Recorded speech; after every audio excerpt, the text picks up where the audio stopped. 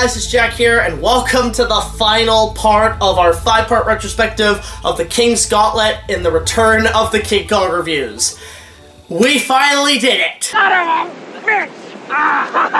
As of this recording, which, believe it or not, I have not edited this episode yet, God help us all, this is by far the most researched of this 5-parter and leading all to what we have been setting up actually since our Jurassic World Fallen Kingdom review when we had that little tease in the storyline.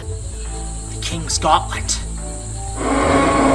This was a huge collaborative effort with many people to thank, and you'll see them in the credits, including our cast that have stuck for all 5 parts, our resources, our connections, everyone involved who helped make this 5-parter special, including our sponsors on Patreon. If you guys want to go donate to the channel, just $1 more will get you early access to all of our content as well as other special features. Now bear in mind, this is not the end of the King Kong reviews. We got plenty of episodes in the works coming up, along with some other BigJackFilms reviews, but we hope you enjoyed this finale to this 5-part retrospective that started as essentially some improv stuff we shot in Florida back in 2018 that has spiraled into this massive, how many years does this take?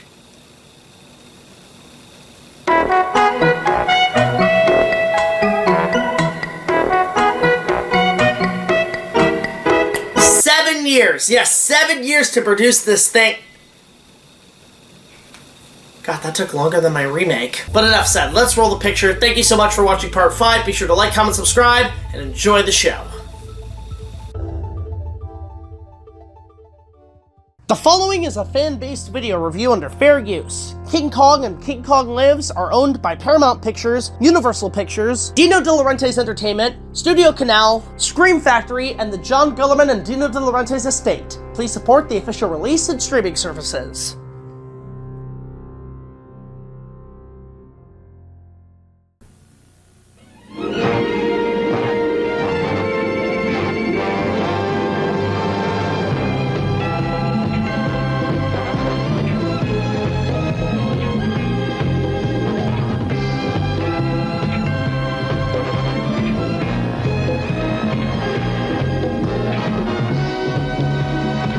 NBC Saturday Night at the Movies presents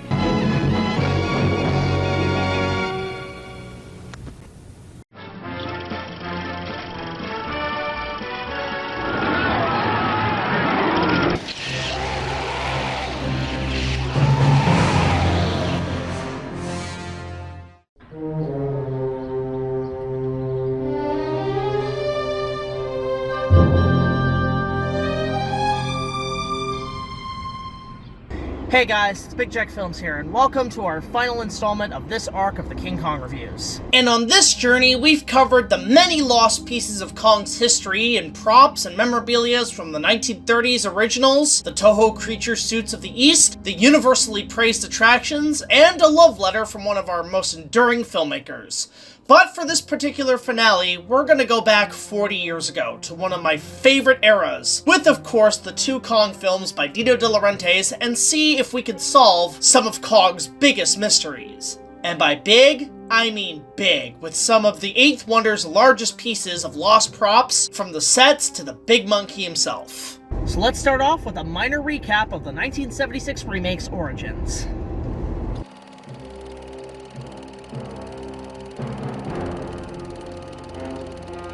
Well, it was only a matter of time I talked about this beast for the billionth time, given my fanboy fascination with the 1976 remake and Dino De Laurentiis' legacy with King Kong, and for me, this was the most intriguing and detailed amount of research I did for this retrospective. So, let's end this expedition with the 1976 remake, with its origins going all the way back to its concept. As we all know, the origins of the remake, while tinkered around from Cooper in the 50s with the Cinerama concept, the 2 attempts by Hammer in the 1960s, and most notably the spark started by former Disney CEO Michael Eisner, who saw the original King Kong on TV, and with its continuing cultural popularity, pitched the idea of a remake to both Universal, Paramount, and the original film's holders at RKO. At the same time, Dino De Laurentiis was also tinkering with the concept of a remake after seeing a poster of the original on his his daughter's wall. With the clusterfuck of ideas pitched and studios involved, this of course led to the infamous court battle for the remake rights between Paramount's written contract and Universal's verbal contract, with RKO leading the race between the two separate remakes, with Universal's Legend of King Kong and Dino's King Kong, with the subtitle of The Legend is Reborn as a jab at Universal.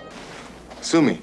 I've already talked about this canned first attempt by Universal, and needless to say the project got pretty far, and stop-motion armature designs from animation master Jim Danforth, as seen in his Volume 2 audio biography, to a full book of the film and storyboards sold on an eBay auction a few years ago, and even directing and casting deals with Jaws 4's Joseph Sargent set to direct, and Peter Falk, Robert Redford, and Susan Blakely as candidates for Carl Denham, Jack Driscoll, and Dan Darrow. Even Bob Burns, among other scale doubles, were brought in to do screen tests and a few prototype Kong suits. Even some of the props were being made, like this never-before-seen manufactured redo of the iconic gas bombs, which in the storyboards would have been loaded into a grounded grenade launcher. But outside of that, production eventually fell off after the court settled a few legal ultimatums by the winter of 1975. All that remained publicly of the production was this teaser poster from newspaper and magazines at the time. A prime lesson to never create a poster until you're knee-deep into production. I'm looking at you, Alien 3. You guys had a fucking teaser trailer, for Christ's sakes. At the same time, Dino De Laurentiis was knee-deep in pre-production on his Kong, assembling his cast, and revising the script with Lorenzo Simple Jr. in order to beat Universal and finalize the deals after the courts. All of a sudden, we heard that Universal was going to start production on The Legend of King Kong. It was early December. It was Dino saying, they try to beat me. They try to beat me, Dino. We go. Move, move, move. Every hour we delay gives Shell or Exxon a chance of beating us to the island. On January 14th, 1976, 24 hours before principal photography would begin on King Kong, Dino held a press conference introducing the cast and Jessica Lange to the world, with several questions asked from how Kong would be done, with modern special effects, to the speculation of Fay Wray making a cameo, a dying question that would never leave the production news until the film's release. At the press, Lange was escorted over to a prototype display of Kong's full-size hand for press photos, which here is our first clue for the King's Gauntlet, and an easy one at that. This particular hand was made from plaster, from the same molds as the full-size sculpted hands, which was handed over to mechanical Italian master Carlo Rambaldi. We'll get to the details later, but this hand is what raised a confused rumor that there was a production goof that they had built two right hands for the film. This piece, from what I could find, was never used again, given it was essentially a diorama display with brush and greenery for the press junket, along with an amazing concept banner, which I've never been yet to find in raw form, and was probably scrapped to the dumps afterwards. But interesting enough, an online website by the name of Tom Spadina Designs created an almost exact replica of the press conference hand for a display piece on one of Jessica Lange's screen-used native costumes. It's unclear where this display stands today, given the website's client was closed as private, but it's good to know that one of the costumes from the film is in good hands, no pun intended, and in the returning comfort of Kong's mighty palm. Production began on The Legend is Reborn the following day after the press junket on January 15, 1976, at the San Pedro Docks in Los Angeles, California, under the coverage of night, in, oddly enough, the opening scene of the movie, in which Jack Prescott stows away onto the American merchant vessel, the Petrox Explorer, casting off from Surabaya. After 2 to 3 nights of shooting, the ship took off with the crew along the Channel of LA and the Catalina Islands, where all of the ship's exterior shooting took place for a week's worth, with the interior scenes shot at the studios, including a gimbal set for the storm scenes. During the exterior shooting also took place the rescue of Dwan, for which Jessica Lange, without notice or awareness, her raft was being surrounded by sharks. Ironic, given Dino De Laurentiis was trying to compete with Jaws. You're out to beat Jaws. You want the gorilla to beat the shark. One day, one guy said to me, why you don't put the scene in which King Kong eats the Jaws? Just reach down into the ocean and pick it. Was a joke.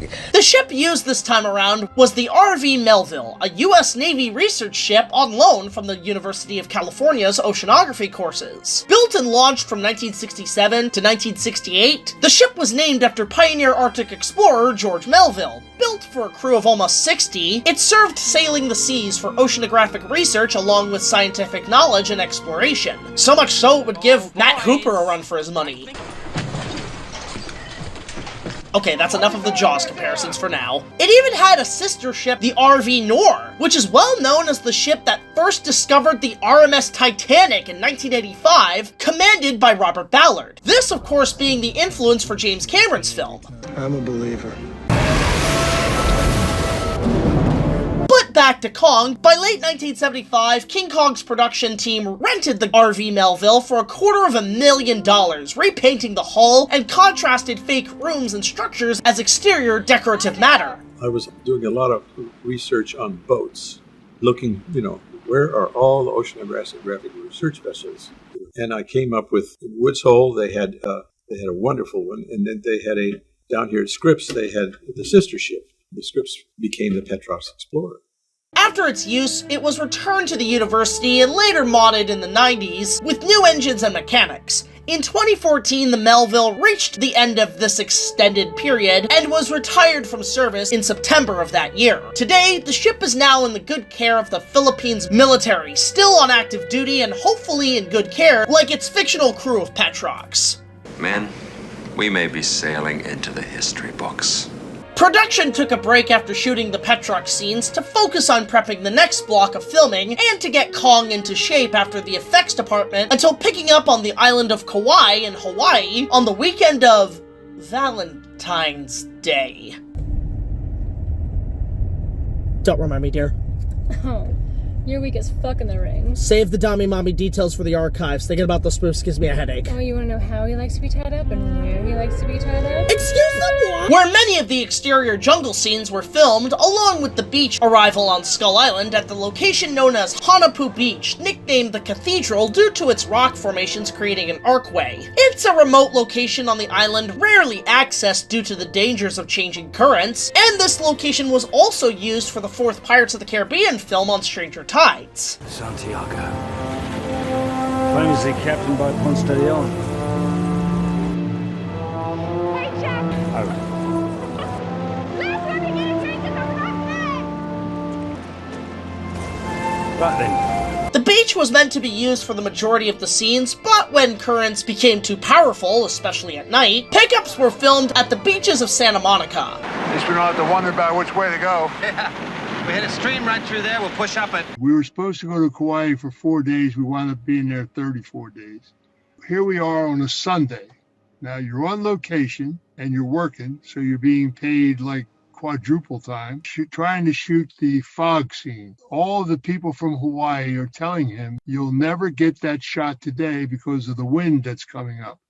And John stood up like a sailor, put his finger up in the air, to wet his fingers, and I said, I know I can get this shot. Maybe someday I'll make an actual trip to the island, because outside of Kong 76, this island was used on another Kong project 40 years later with Kong Skull Island in 2017, for which many of the full-size bones from many scenes in that film are now permanently displayed on tour on the island's plains. Though, out of all the most infamous jungle adventure movies filmed there, Kauai is most famous, of course, for Steven Spielberg's Jurassic Park, and the franchise in general. I guess in a way, with its mass use for dinosaurs and giant gorillas, that Kauai can be the real-life Skull Island. A true lost world in the history of cinema, and for prehistory.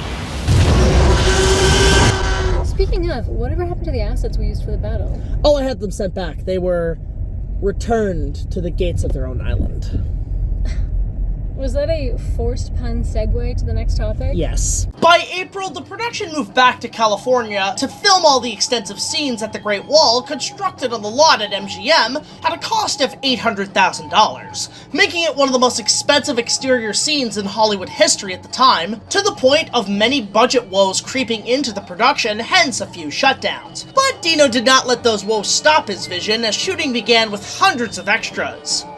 And a few wild stories from the shoot, from a sniper, a bomb threat, to many native extras high on drugs, running off the set and throwing their spears at traffic. Jesus Christ! Maybe Operation 4th of July was a good call, Fred. 4th of July!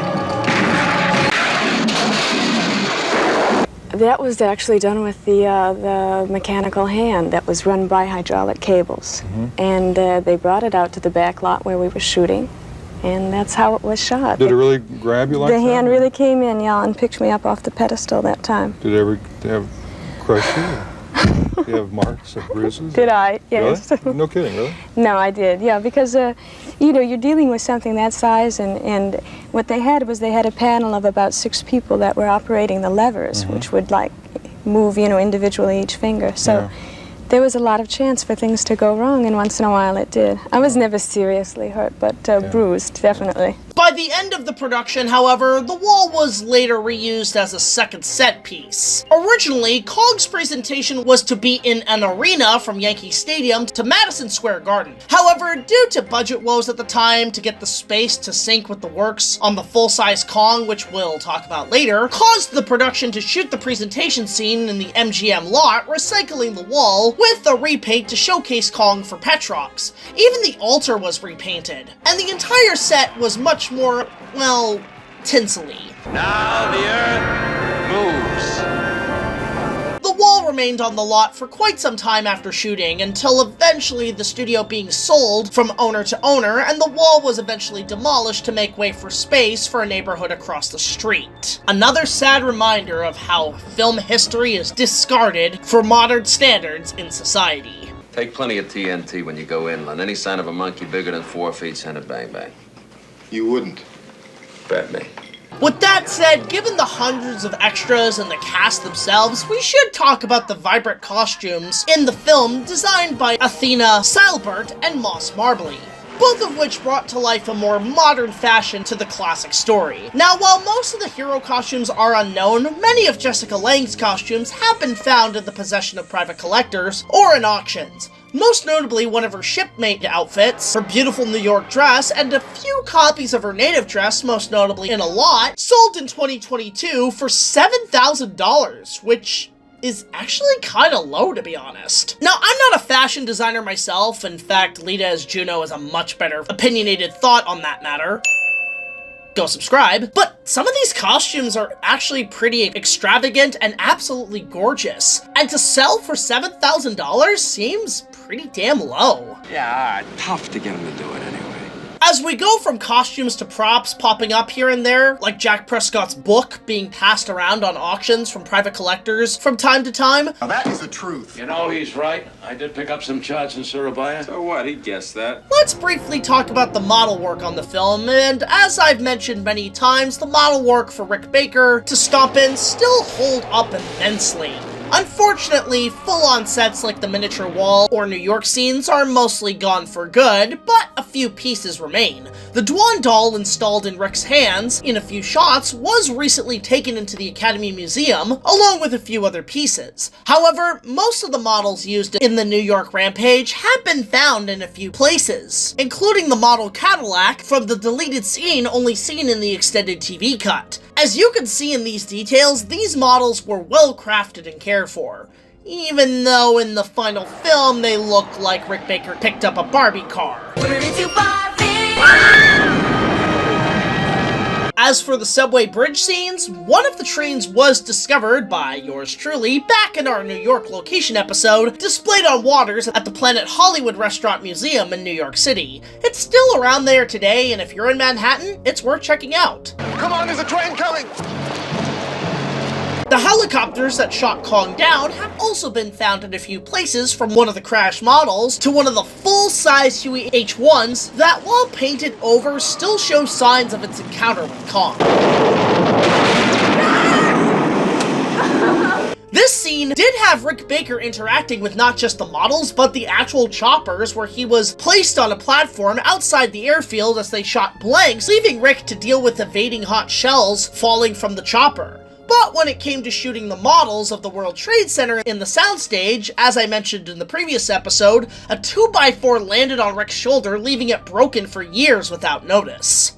We had a miniature wall in scale to Kong, and Will Shepard was the man in the suit. I did have to direct that only in terms of movement, when to growl, and when to bang. He had to fall into the chloroform hole in the ground, the slow motion. One take only. Had to be one take. That's always spooky when you do real stunts with action. It's one take. But with that said, King Kong's design process was pulled off by many, with Carlo Rambaldi and Rick Baker being assigned the final design in the competition for the final look. When I first talked to the De Laurentiis people, they were interested more in me building the suit than portraying Kong. And I told them I could do it. I've had experience with that before. I've studied gorillas for like 13 years. And I worked out a good gorilla walk. Much like the Legend of King Kong, Dino was tinkering with the idea of Kong being a half-human, half-ape creature that Rambaldi was beginning to create, while Rick Baker decided to throw that concept out the window and create a full-on gorilla from scratch. The attitude that Dino and company had was that the original King Kong was a piece of junk compared to the movie that they were going to make. When I went in and talked to them originally, they wanted King Kong to be like a Neanderthal man. Not even a gorilla, and I was going, how can you can't do that? They actually gave me these drawings of this primitive man and said, we want you to build, we think you both have good ideas, we want you to build this, and Carlo's going to build one, and we're going to compare it. So I threw the drawings out and built a gorilla suit. Both had to deliver a prototype suit as soon as possible. John Gillerman and some of the other production people came by and were waiting for me to come out. My wife Elaine put me in the gorilla suit, and I came breaking through the door and hopped over a couch and landed on all fours in front of them, snorting and roaring. It really left an impression on them. They said, this guy, he's a gorilla, While Rick made the win, there was no word or finding of Carlo Rambaldi's original prototype design suit, or if he even finished it at all. Long time later, Carlo finally got his first test suit kind of thing done, more along the lines of what they asked for. And John Gillerman said, no, he was right. This is the way we should go. Though still on board, both then took Rick's final design and split off in their separate teams to create the miniature and full-scale pieces. I wanted Kong to walk quadruped the way an ape does. They wanted him to walk biped like a human. So I always had this constant battle of what I wanted to do with Kong and what they wanted to do. But one thing that we agreed on was we wanted to have some real character and some emotion. And I forget how many heads we had now. It's been quite a while, but we had several different heads that I'd wear that were operated by push-pull cables. When they move a cable off camera, they would move a lip or something. All I could do is what I could do with my eyes. And my eyes were covered with big contact lenses that covered my full eye. I tried to do as much as I could with my eyes, and I think that was one point where I was successful. The fate of the suits worn by Rick Baker and stunt double in the late Will Shepard have essentially been found in scraps, given they deteriorated rather quickly after production. The most common is the cast molds for the suit, such as the hands and masks, and one of the fur pellets made from bear fur, which the suit was mostly covered in, and Rick Baker hated looking at. I mean, that's what I found so disappointing too about it, was that I had a very definite idea on how to make a gorilla suit and was kind of not allowed to make the suit that I wanted. I wanted it to be a real gorilla. I mean, and a walk quadruped, and they didn't want it. They wanted a Hollywood, biped. With only the film's camera and lighting master, the late Richard H. Klein, making the suit look as good as it did. Though one of the mechanical masks was found a while ago that, while originally thought to be from the sequel, was one of the original Baker masks on an episode of Hollywood Treasures. The latex foam is already to disintegrate. This is the cable. Control the expression for the face. They move the nostrils, they move the eyebrows. In fact, technology in '86 already changed. There was a lot more radio control. Brought $17,000, so we're gonna go back and dig through the dust and see what else we have. And in case you're wondering, no, nothing remains of the giant snake that attacks Jessica Lange and fights Kong in his lair. Probably due to the fact that the damn thing didn't fucking work at all to some degree. Sure, it looks cool in a couple of shots, but this thing definitely was the lower point of the effects in the film. They had built several versions of it, from a mechanical tracking model to a rubber version to a wired articulated version that can move its mouth, but half the time it barely even worked, to the point that the production got frustrated and had to take a quick break to discuss whether or not how they could have pulled the scene off. They even discussed putting a little person in an ape suit and fighting a real boa constrictor, but that idea was also scrapped. They eventually decided to shoot it in tighter close-ups with Rick Baker in the costume and wrapping him in separate pieces of the giant snake in a couple of shots. Though you could see more of the frustrations in the fight in the extended TV cut. There's too many people to mention by name, but you'll see the credits when they roll for 9 minutes. Don't go to the bathroom, or you probably will need to go to the bathroom, but... And now you can build your own King Kong with these challenging King Kong model kits. You need no glue, no special tools. Just snap together and paint it, and you have a realistic model of Kong fighting the giant snake. Or for a real challenge, build King Kong on top of the Twin Towers. When you're finished, they make a great addition to any kid's room.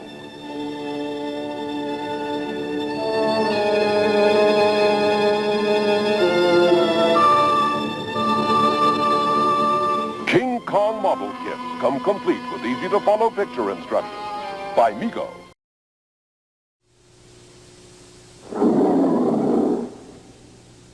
It's King Kong! Save me! Save me!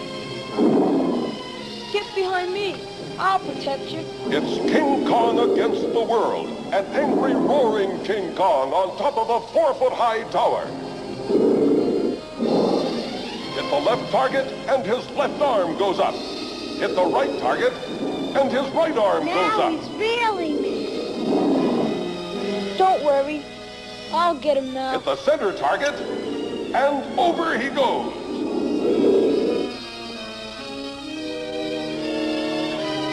My hero.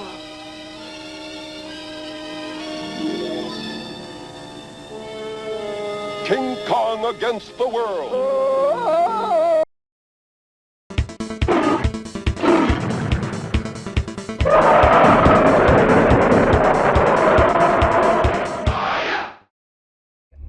And speaking of treasures, it's time to talk about the main course in fighting the King's Gauntlet. That, of course, being the full-size pieces designed by legendary special effects Italian master Carlo Rambaldi. As part of the film's $16 million budget and over, De Laurentiis had his mind set not only in beating Jaws in the box office, but beating the monster in size by building a full-scale animatronic Kong, in hiring Italian special effects artist Carlo Rambaldi in building the full-size mechanics. Which he would later compare building Kong midway through production to, I quote, the United States space program during the race to the moon. Sembra sono due cose che non si possono scindere l'una dall'altra. It's impossible divide, separate artistic part and mechanical part. All mechanical part is or inside or outside of the camera, but it's very important because the mechanical part transmits the movement. Visual effects supervisor Glenn Robertson oversaw the construction of the mechanical monster and the amalgam of aluminum, latex, horsetails, and hydraulics. Despite months of preparation, the final device proved to be impossible to get off the ground in production. It wasn't even finished for the next big shoot in New York in the summer of 1976, for which backup plans had to be made for the film's climax at the World Trade Center Plaza, which Kong meets his demise. This wasn't just a matter of having a full-size Kong, but a matter of space. Had they not gotten the World Trade Center, rumors suggested they were going to move to the Empire State Building as a backup plan, hence this unused concept art for the poster that shows Kong on the Empire State Building instead of the World Trade Center. However, for the scene, a full-size Kong was made, but non-mechanical. Its core was essentially sculpted entirely from plywood and styrofoam, coated in fiberglass and latex, and pounds of horsehair. The full model was cut up and shipped cross-country from LA to New York in 3 moving vans to be ready for a 4-day night shoot, surrounded by 300 square feet of intimidation-cracked plaza concrete to simulate the impact of Kong's fall. To generate the power of the climax of the film, a huge crowd was needed, along with cast members Jeff Bridges and Jessica Lange, so an ad was taken out to invite the public to the shoot. The result was over 30,000 people showing up the first 2 nights, and things did not go smoothly at first. The first take of the crowd approaching Kong actually went past the borders and security, accidentally trampling Lang and swarming over Kong, grabbing chunks of hair, an eyeball, and other means of souvenirs. Because of concerns, the New York Port Authority had to step in and limit the shoot for the following night. In fact, the articles in the morning newspaper's most infamous headline was "Kong got mugged," and it clearly shows. She's living just enough for the city.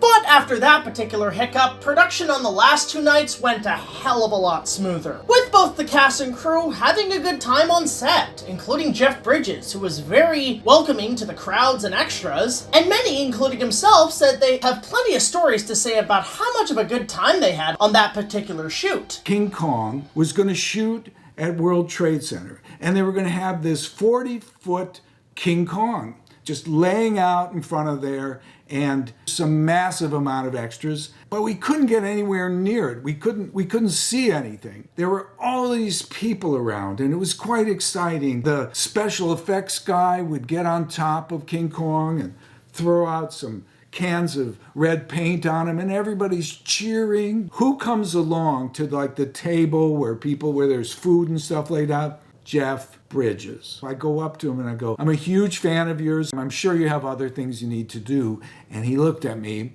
and he put his arms around me and he said, no, man, I love it. Hell, Jeff Bridges even met the man who tightrope the World Trade Center with infamous daredevil Philippe Petit. We're shooting the death of Kong, where the monkey falls off the towers, and we're at the trade towers. That's where this one was, and the monkey's down at the bottom. And this little guy comes up to me and says, do you like my temple? I say, your temple? He says, my temple. Yeah. I say, what do you mean? He says, I walk across the temple. I walk across. I said, you walked across? I think, oh, and then I realized, this is Philippe Petit. In about 5 minutes, he taught me how to juggle. He says, do you juggle? I said, no. He said, I'll show you. And he taught me how to juggle. And he was sentenced for walking across. His punishment was to perform for free in the park for a year. That was his punishment. And you would see him when we would be shooting, you'd see him holding onto a taxi on a unicycle. So, what exactly happened to the Styrofoam Kong? Well, it's a tad complicated. After a promotional visit in France, the Styrofoam Kong was put into a storage in LA for a brief time until being pulled out for multiple other means. It was hard to fully assemble the full details on what happened in order, but there was a story that it was finally used in a scene outside of New York for the comedy film Bye Bye Monkey, which does to a degree match the Kong we saw at the Trade Center. However, the posture does not match at all. It's really hard to tell if they just repositioned it, but regardless, it was said to be the full model's final days. But then it turns out the model was later sent to a theme park in Rimini, Italy, where it remained within indoor display all the way up to the 1990s from what I gathered from witness testimonies. But afterwards, its whereabouts are relatively unknown, but it's more than likely it ended up in a landfill. What would remain of it is more than likely hair in private collectors' hands that were on the New York set, and in a recent auction, the stolen eye actually ended up for grabs. It's a shame this piece was never kept preserved or found, because quite frankly, like every other massive Kong prop, I would have loved to have seen it up close. And eventually we finished, and it was like, we had always said this, like, well, we're in Europe. None of us had ever been to Europe before. And it's like, well, we should go travel when we're done. That big box of tools, we convinced them that they needed those tools in case anything would go into disrepair. And we sold it for a pretty nice price, and we used a lot of that money to extend our travel. When we finished King Kong, I thought I made 100 friends that I'd have forever. It was such a family experience. And then what I came to realize fairly quickly is you're lucky if you make one friend from a movie. But that's not the real mechanical wonder, is it? As we enter the end of production in August 1976, Kong's debut in New York was finally at hand. Being shot in LA on the repainted wall set. This will cost the corporation billions! The e-ticket selling point in the press of the 1976 remake is Dino De Laurentiis heavily promoting that Kong would come to life using a full-size robot that could rival Bob Matty's mechanical shark in Jaws. This was after Jaws had come out, which was credited with revolutionizing the business.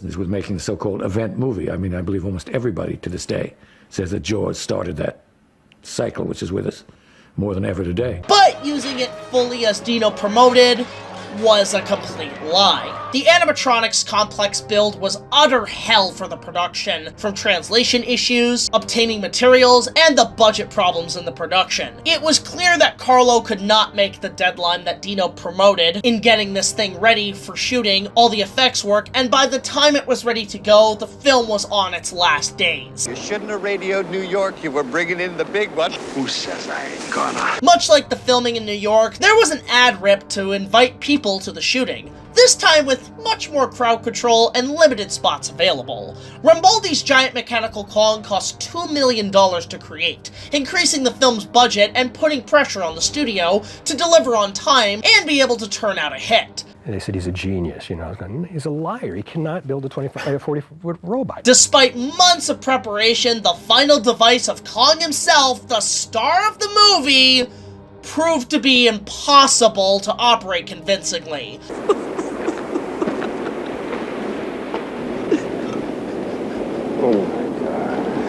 On all the nights, not one day went smoothly, from time delays, having to have an entertainer keep audiences patient, and worst of all, a hydraulic pipe inside the gorilla burst, and on his debate for shot, as well as the crowds, were set from horrific reactions to hysterical laughter, with one crowd member screaming, "Kong's peeing!" And what you had was, between the legs, I won't be any more specific than that, between the legs was a port, where all these guys would go in and go out of Kong, which is 4 stories and ladders, and out of him started coming guys covered, men and women covered in hydraulic fluid, screaming and yelling as they had been saturated inside this thing. And of course, we shut down that first night, had to fix it and come back and do many more nights. Jesus, Mother Mary and Joseph, you piss yourself. For the entire production, this must have been not only embarrassing, but added stress to everybody involved, including from director John Gullerman, who even in behind-the-scenes videos, What Little There Is, and especially in the autobiography by his late widow, was not happy in the slightest. Although, side note on a plot hole, having talked to the late René Auberjonois, he said he was said to be there on hand for a few shots with Fred, having brought his kids to see Kong himself. This would explain to some degree his absence from the entire third act of the story. Well, you're the boss. But back to the Big Kong, as a result of this expensive failure as a set piece, it is only seen in a series of brief shots totaling less than 15 seconds, and Rick Baker's ape suit was used in most of the filming, which left the Big Kong essentially scrapped as a failed expensive endeavor, making its fate a totally different story. While Carlo had success with the animatronic hands holding Jessica Lange as one of the more convincing Kong effects in the movie, built on stronger mechanical foundations, his biggest creation had second life. During the film's final weeks of shooting, the production was on a crunch time with last-minute shots, some of which had Jessica Lange with the robot in a few insert close-ups, shot of her with Kong such as punching him in the Glade scene, and a brief shot of him protecting her during the World Trade Center climax, which was also on one of the same days that had Rick Baker in the final shots in the Kong suit. Specifically his death scene, in which Jessica Lange actually came to visit him to help him act in the final scene. I'm not too sure if Rick Baker and Jessica Lange have ever had a working relationship on and off Kong, but it was cool to see her help the guy out in acting within Kong's final moments. Sort of a prelude to how Andy Serkis and Naomi Watts acted on the set of the Peter Jackson remake. You nail it every single time because you believe totally in the characters and the situations. No, darling, aren't you, Mark? No, I know, but... I love him. The production's wrap party was held on one of the stages in which the animatronic was wheeled in, with only its torso to head there for a few wrap photos. Kong's post-production was a lot smoother as the studios were being cleaned out, and come the film's release, despite some minor criticisms, the film did pretty well, all things considered. The movie's special effects are convincing. The story is a nice, satisfactory adventure, and the new King Kong is a worthy heir to the family name. That was newcomer Jessica Lange we saw there, and her screams can be roughly translated as, "Take your hands off me, you great big ape." She and the other human actors in the movie, Jeff Bridges and Charles Grodin, play it pretty straight, with lots of grim expressions, terse comments, frenzied screams, declarations of love, and all the other staples of classic monster movies. King Kong works pretty well on a simple and silly level. It may not be art, but but it's good entertainment. I will agree with you on one point. I thought Jessica Lange was very good in the film and creates a lot of interest. In fact, I found her much more interesting than Kong. Even snagging a few awards, including Lange's first Golden Globe, and Carlo Rambaldi getting the Oscar for his mechanics tied with the effects on Logan's Run.